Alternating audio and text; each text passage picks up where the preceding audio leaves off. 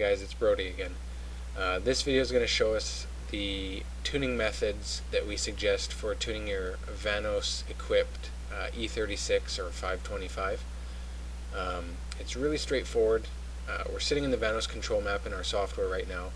There's VANOS off, horsepower, VANOS on, torque, and then some VANOS set points for when the cam returns to its home position. First off, we're going to do a run in VANOS horsepower mode. So I'm going to click on VANOS horsepower, upload that to the war chip, and we're going to do a run just to show you what effects it has on the power curves.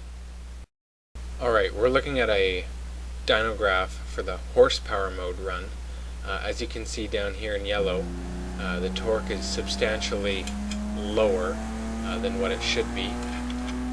And then if you follow horsepower, it continues up here and plateaus like it normally would for this particular engine. That's because the cam did not move forward to its advanced position. It was in horsepower mode.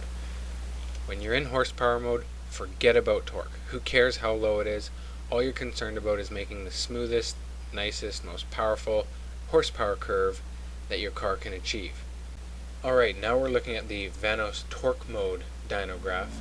As you can see here, torque is quite higher than it was before, but over here torque falls pretty fast and brings horsepower down with it, obviously.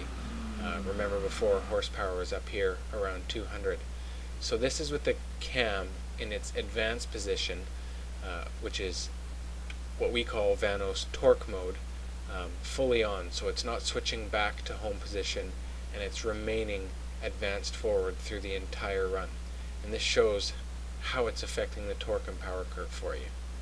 Here we're looking at a comparison of the horsepower mode and torque mode graph overlaid with each other. So you can see here, this is the horsepower mode's torque curve, dips down way lower compared to the torque mode version.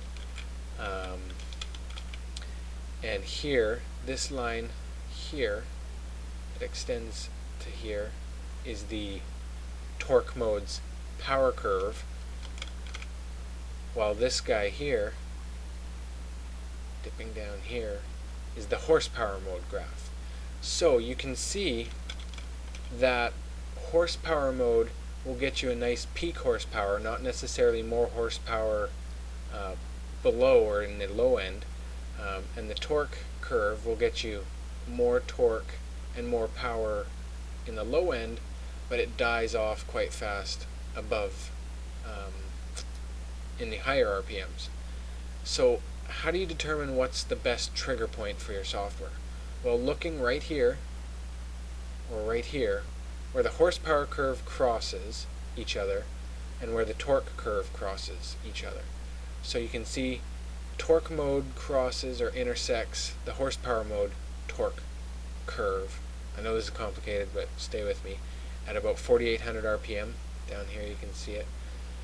And same with horsepower. So the two horsepower graphs are intersecting at 48, and the two torque graphs are intersecting at 48.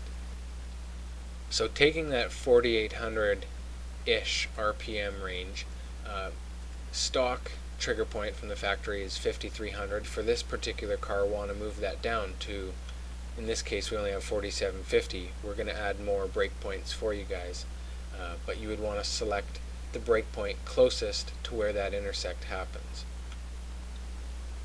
Alright, now we're looking at the final product. So this is a run showing the VANOS trigger point set at what we saw of 4,800 RPM. As you can see, you have the nice super flat torque curve, and it just carries on, and horsepower doesn't plummet. You have a nice looking graph here, and that's the most efficient way to tune for a VANOS powered car.